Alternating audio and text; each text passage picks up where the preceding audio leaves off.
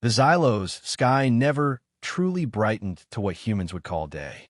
Instead, it lingered in perpetual twilight. The alien sun's rays filtered through a haze of toxic gases and electromagnetic storms.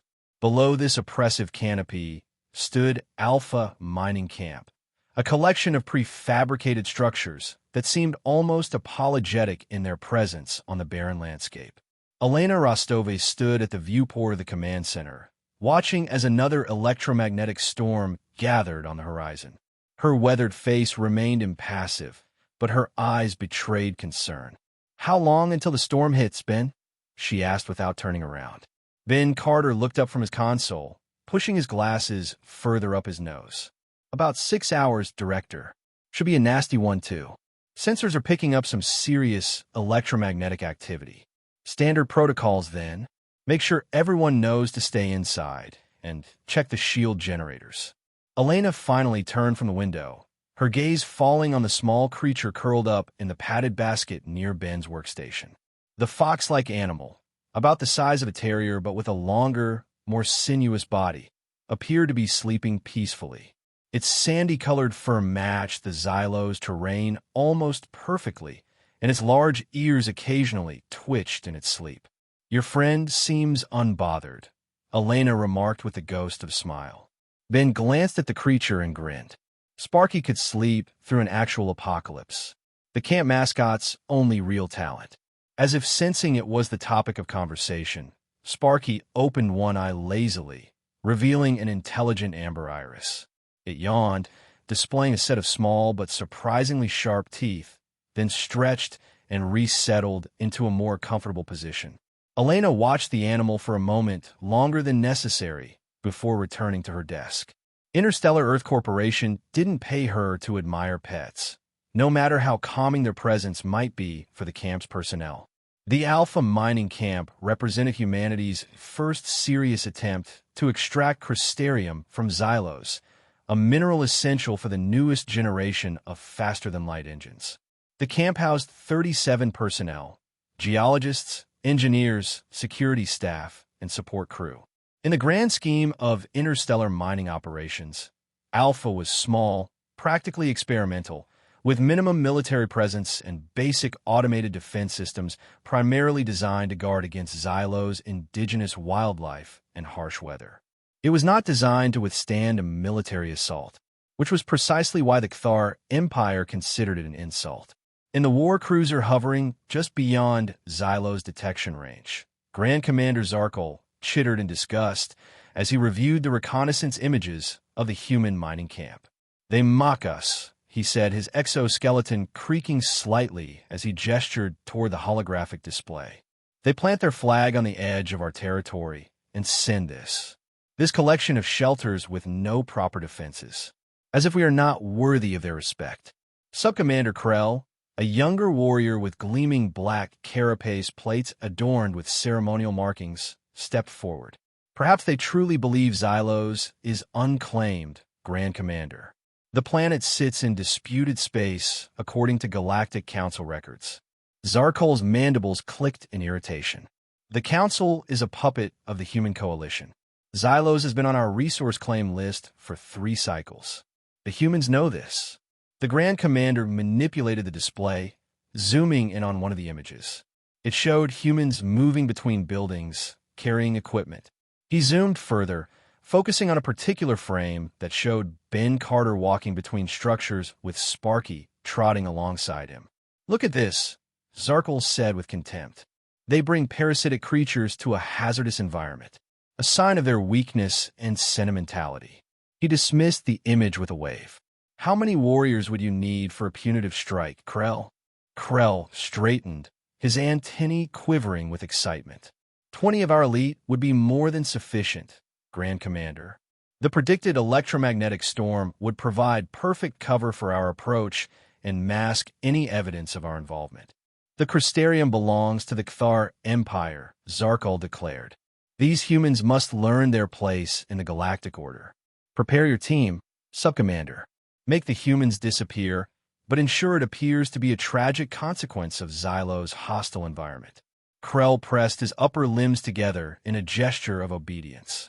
It shall be done, Grand Commander. The glory of the Cthar Empire will be served. The storm was beginning to gather force when Elena received the latest diplomatic message from Cthar representatives. Like the previous dozen, it contained vague references to territorial violations and thinly veiled threats wrapped in diplomatic language. Another love letter. From our insectoid neighbors. Ben asked as Elena's expression darkened. The same posturing as always, she replied, forwarding the message to IEC headquarters with a standard notation. Corporate says to maintain normal operations and ignore them. The diplomatic team will handle it. Ben nodded, turning back to the environmental system checks he was running. They've been making these noises since we landed 6 months ago. All buzz, no sting, if you'll forgive the insect pun. Elena didn't smile. I don't like it, Ben. The Cthar aren't known for their patience or sense of humor. And this storm gives them perfect cover if they decided to. To what? Attack a mining operation? That would be an act of war. Even the Cthar wouldn't risk galactic censure for a preliminary extraction site. Elena wasn't convinced, but she kept her concerns to herself. Ben was brilliant with technology, but sometimes naive about politics. Instead, she watched as Sparky padded over to her desk and sat looking up at her with those unervingly intelligent eyes. What do you think, little one? She murmured when Ben wasn't listening. Are we in danger? Sparky tilted its head, ears perked forward. For a moment, Elena thought she saw something flash in the animal's eyes, a gleam of blue where there should have been only amber. But it was gone so quickly she dismissed it as a trick of the light. 20 Cthar warriors, each encased in advanced stealth armor that reflected their insectoid anatomy while enhancing it with cutting-edge technology, assembled in the deployment bay of their scout ship. Subcommander Krell moved among them, inspecting their equipment with methodical precision. Electromagnetic disruptors? He asked the weapons specialist. Calibrated to human frequencies, Subcommander. Their communications and sensor arrays will fail simultaneously. Timing.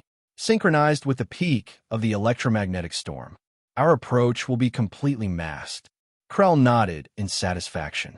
Remember, warriors of Cthar, this mission serves 2 purposes.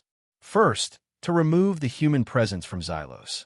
Second, to secure any extraction technology they've developed for crystarium processing. One of the warriors, a veteran of many campaigns named Skrit, raised a limb. And if we encounter resistance, Subcommander? Krell's mandibles parted in what passed for a Cthar smile. What resistance, Skrit? Their security consists of automated turrets designed for local wildlife and a skeleton crew of soft-bodied humans. And their pet. The assembled warriors chittered in amusement. But remember, this must appear to be a tragic accident. No energy weapon signatures. Make it clean. The warriors checked their stealth fields, the technology bending light around their exoskeletons until they were barely visible distortions in the air. Krell felt a surge of pride. This would be an easy victory, barely more than a training exercise, but it would bring him honor and advancement within the Empire. For the glory of Cthar, he intoned. For the glory of Cthar. 20 voices responded in unison. The day at Alpha Camp proceeded with the usual routine. Sample analysis, equipment maintenance, and preparation for the coming storm. The looming electromagnetic disturbance had everyone slightly on edge, but it was nothing they hadn't weathered before.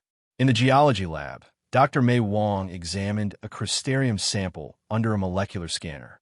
Ben, you need to see this, she called out as the engineer passed by. The crystalline structure is changing under the increased electromagnetic activity. Ben paused in the doorway, Sparky at his heels. Changing how? It's becoming more receptive to energy transfer. If we could harness this property. Her eyes gleamed with scientific excitement. It could revolutionize the efficiency of FTL engines. Ben finished, stepping into the lab for a closer look. Sparky remained in the doorway, ears alert, eyes scanning the corridor with an intensity at odds with its usual lazy demeanor. After a moment, it turned and trotted away, moving with purpose toward the command center. Elena was reviewing security protocols when Sparky entered. The animal approached her desk and sat directly in front of her, staring with unusual intensity. "What is it?" Elena asked, feeling strangely compelled to address the creature, as if it understood. Sparky's ears swiveled toward the external sensor display. Elena followed its gaze, noting nothing unusual except for the increasing electromagnetic activity from the approaching storm. Yet something about the animal's behavior triggered an old instinct, a sense of imminent danger she developed during her years in frontier management. She tapped her communication implant. "Ben, run a full diagnostic on the perimeter sensors, priority alpha." Ben's voice came back, slightly puzzled. "Any particular reason, Director?" Elena hesitated, glancing at Sparky, who remained fixed in place, watchful. "Just a precaution with the storm approaching." "On it." 20 minutes later, Ben reported back. "Sensors show some unusual movement patterns at the perimeter, but the system is categorizing them as indigenous life forms displaced by the storm. Nothing that trips our security algorithms." Elena frowned. "Recalibrate the motion sensors to filter out the storm interference." "And Ben, bring Sparky back to the command center, would you?" "Sparky's not with me. I thought he was with you." Elena looked down at the creature, still sitting vigilantly before her. "He is. Just come to the command center when you're done." She couldn't explain the growing unease she felt, nor why she suddenly wanted her chief engineer close at hand. Something didn't feel right, and in the hostile environment of Xylos, instinct was sometimes more valuable than data. The Cathar strike team approached the perimeter of Alpha Camp with practice stealth, their movements choreographed to minimize detection. The storm provided perfect cover, its electromagnetic interference scrambling the already limited sensor capabilities of the human outpost. "Primitive technology," Skrit commented over the secure channel as they passed through the first sensor perimeter without triggering any alerts. "These humans rely too heavily on automated systems. Maintain communication discipline," Krell reprimanded, though he silently agreed. The humans' overconfidence would be their undoing. The warriors split into 4 teams as planned, each approaching a strategic entry point to the compound. Krell led the primary team toward the command center, while others targeted the residential quarters, power generation facility, and the research laboratory. "Disruptors online on my mark," Krell ordered as they reached their positions. 3, 2, 1, execute. Specialized electromagnetic pulse generators activated simultaneously, sending targeted disruptions through Alpha Camp's communication and security networks. Inside the compound, lights flickered, communication channels filled with static, and security systems reset into diagnostic mode. In the command center, Elena was speaking with Ben when the systems began failing. "This isn't the storm," she said immediately, moving to the manual override panel. "This is deliberate interference." Ben joined her, fingers flying over the emergency protocols. "External communications are down. Internal network is fragmenting. Someone's hitting us with targeted EMPs." Sparky suddenly leapt to its feet, a low growl emanating from its throat, a sound neither human had ever heard from the normally quiet animal. Its eyes were fixed on the external door, body tense and alert. Elena followed the creature's gaze, a cold realization dawning. "It's the Cathar," she whispered. She turned to Ben, her face pale but determined. "Ben code, Chimera." Immediately, Ben's eyes widened in shock. "Director, are you sure? That protocol is only for..." "Now, Ben." Elena's voice left no room for argument. Confusion evident on his face, Ben moved to a hidden panel near his workstation and entered a complex sequence of commands. For a moment, nothing happened. Then the lights throughout the camp flickered and died, replaced by dim red emergency lighting. Automatic steel shutters slammed down, isolating different sections of the compound. Sparky's posture changed instantly. The animal looked at Elena, and this time there was no mistaking the blue glow that briefly illuminated its eyes. It made a sharp, clicking sound that was distinctly non-terrestrial. "Go," Elena said simply. Sparky shot through the command center door just before it sealed shut, disappearing into the darkened corridor. The Cathar strike teams were temporarily disoriented by the unexpected lockdown. This level of security response was not in their intelligence briefings. Breach the doors, Krell ordered, recovering quickly. Maintain stealth protocols and proceed as planned. In the residential section, a team of 5 warriors began cutting through the reinforced door with molecular disruptors. The process was slower than anticipated, the door's composition more resistant than their intelligence had suggested. Subcommander, the humans have better security than reported, the team leader communicated. We are proceeding, but with delay. Acknowledged, Krell responded. All teams, adjust timeline in. His communication was interrupted by a strangled sound from one of his warriors. Krell turned to see the warrior looking upward in confusion, reaching for something at his neck. Then, impossibly, the warrior was yanked upward into the dark space above the corridor ceiling panels. There was no sound of struggle, just a faint scrape of armor against metal, then silence. Defensive positions, Krell ordered, his weapon raised toward the ceiling. The remaining 3 warriors in his team formed a back-to-back formation, scanning their surroundings.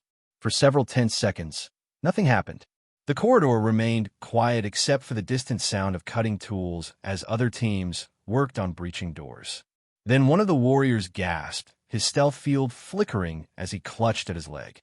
Something pierced my armor, he managed before collapsing, his nervous system rapidly shutting down from a powerful neurotoxin. Before Krell could respond, something small and fast darted between them, barely visible even to Kthar-enhanced vision. One moment it was a shadow, the next it was on another warrior's back, its form shifting from small and fox-like to something more sinuous and deadly. Blue-white energy crackled around it as it discharged a localized EMP directly into the warrior's armor systems, short-circuiting the exoskeleton's support mechanisms and sending the Kthar crashing to the floor, trapped in his own, now rigid armor. Only Krell and 1 warrior remained standing. They fired precision energy weapons at the moving shadow, but it was too quick, using the confined space of the corridor to its advantage as it ricocheted from wall to ceiling to floor. "What is this thing?"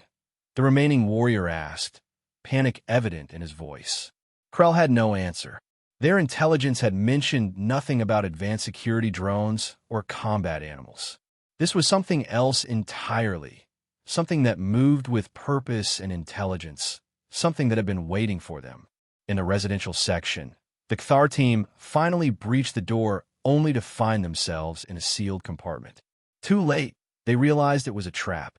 Vents opened in the ceiling, releasing a colorless, odorless gas.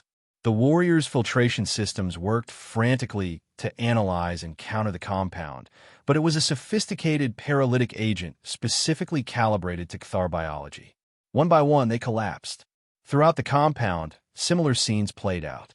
In the power generation facility, 2 warriors were found hanging upside down from structural beams, cocooned in some kind of rapidly hardening resin.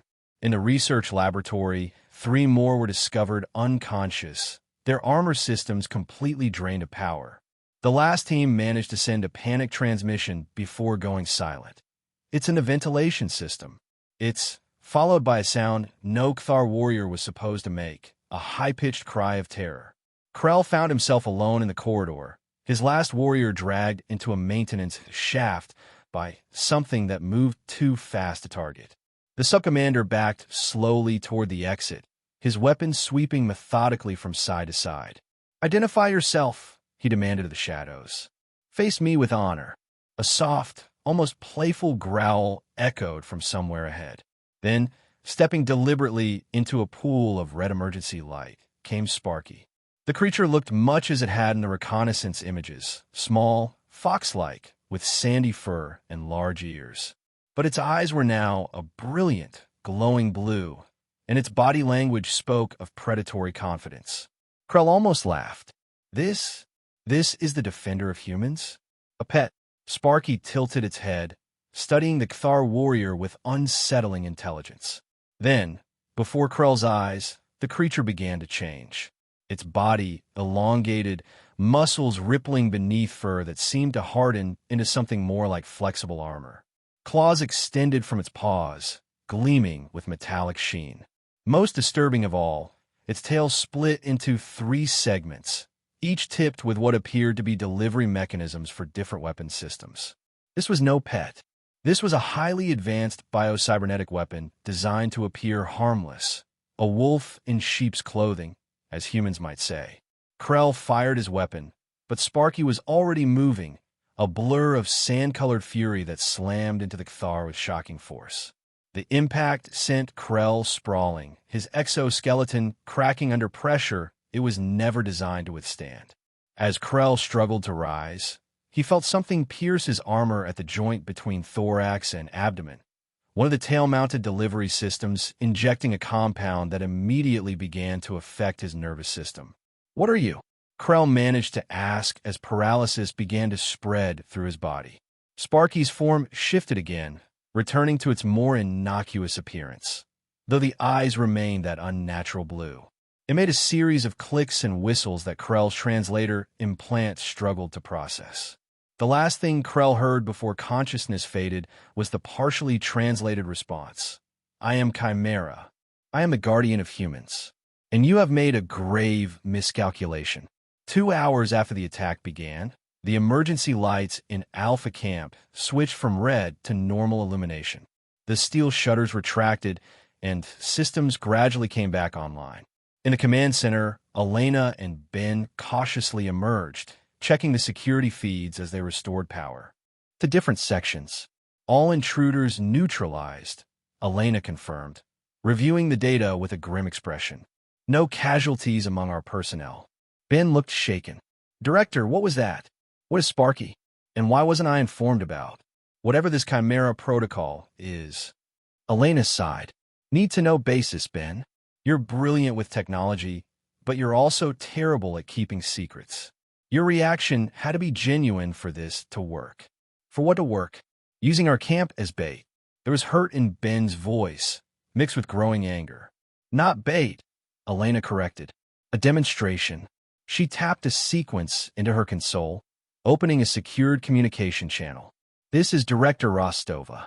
Chimera protocol executed successfully. 20 Cthar warriors neutralized with no human casualties. 1 high-ranking officer captured alive for return." A voice responded, heavily encrypted but clearly from the highest levels of IEC authority. "Acknowledged, Director. Chimera performance within expected parameters. Maintain covert status. Await further instructions." Ben stared at her. "This was planned?" "All of it. Not the attack specifically," Elena clarified, "but the possibility. IEC has been developing the Chimera program for years. Advanced biosynthetic guardians disguised as non-threatening companions. Sparky is the first field deployment. They found Sparky in the cafeteria, sitting calmly beside the unconscious form of Subcommander Krell. The creature looked up as they entered, its eyes once again the familiar amber color, its body showing no sign of the deadly capabilities it had displayed. It trotted over to Ben and rubbed against his legs affectionately. Ben hesitated, then knelt to stroke the animal's head. "You've been watching over us this whole time, haven't you?" he murmured, "pretending to be just a pet." "He wasn't pretending to be your friend, Ben," Elena said gently. "That part is genuine. The Chimera bonding process is real. He does care for you, in his way." Sparky made a purring sound, pushing his head into Ben's hand in a gesture so perfectly pet-like that it was hard to reconcile with the efficient predator that had dispatched 20 elite Cthar warriors. Meanwhile, aboard the Cthar command ship, Grand Commander Zarkal grew increasingly agitated as the communication silence from Krell's team stretched on. "Any response to our hails?" he demanded of his communications officer. "None, Grand Commander. The electromagnetic storm is reaching its peak, which may be interfering with signals." Zarkal clicked his mandibles nervously. Something wasn't right. The strike team should have reported success by now, storm or no storm. Suddenly, the communications array detected a faint emergency signal from Krell's armor, a distress beacon activated only in cases of catastrophic system failure or imminent death. The signal flickered weakly before disappearing entirely. A cold dread settled in Zarkal's thorax. Recall all ships from the Xylos sector immediately, he ordered. Erase all records of this operation from the main database. His second-in-command looked startled. Grand Commander, should we not send a rescue? There is no one to rescue, Zarkal interrupted, his voice hollow with the realization of what must have happened. The humans? They are not what we thought they were. The impossible had occurred. His elite warriors, the pride of the Kthar military, had been defeated by what appeared to be an undefended mining camp. The humans had hidden depths and weapons that the Kthar had grievously underestimated. As the Kthar ship retreated from Xylos space, a new reality was taking shape in a galactic order. 3 days later, IEC discovered Subcommander Krell near Alpha Camp after the storm had passed. With an elaborate show of humanitarian concern, they provided medical treatment and arranged for his return to Kthar space through proper diplomatic channels, along with a formal note expressing deep concern that a Kthar officer would be in such dangerous proximity to our facility during an electromagnetic storm. Accompanying this diplomatic package was a partially corrupted audio recording recovered from debris near our perimeter, actually extracted from one of the dead Kthar warriors' armor systems. The recording captured only fragments, panicked orders, screams cut short, and strange, unidentifiable sounds that sent shivers through even the most hardened Kthar military analysts. There was no direct evidence implicating IEC in any wrongdoing, only mystery and terror. The story spread rapidly throughout the galaxy. The tale of an elite Kthar strike force annihilated at an unassuming human mining camp by something unknown became the subject of speculation and fear. Combined with similar incidents at other supposedly vulnerable human outposts, it established a new reputation for humanity, a species that appeared weak but harbored devastating defensive capabilities, often disguised in the most mundane forms. Other species began to reassess their policies toward humans. Aggressive empires became more cautious. Weaker species sought human cooperation or protection. The galactic balance shifted subtly but significantly.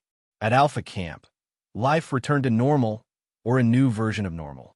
The camp's personnel, unaware of what had truly happened during the lockdown drill during the storm, went about their duties. But there was a subtle change in how they regarded Sparky. The creature was still the beloved camp mascot, but now there was respect and a hint of wariness in their interactions. Ben continued to care for Sparky, taking it with him on his daily rounds, talking to it as he always had.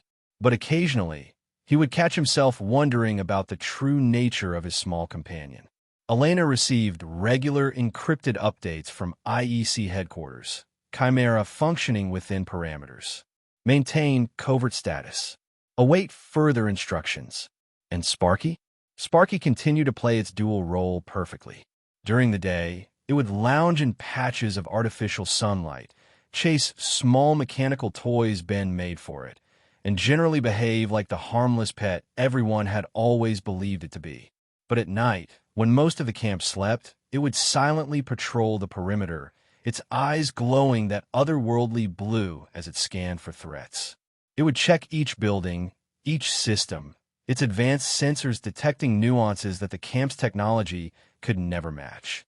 And sometimes, in the quiet hours before dawn, it would sit at the viewport in the command center, looking out at the stars, its processors analyzing data from across the galaxy, reports of Kthar fleet movements, diplomatic transmissions, threat assessments, all flowing through the seemingly innocent creature that had become the most effective guardian humanity had ever deployed. The message had been sent and received. They attacked the human camp. The pet was on guard duty. No one got out. And across the galaxy, potential adversaries began to look more carefully at the humans' pets, plants, and seemingly decorative objects, wondering which might be watching them back with intelligence and deadly intent.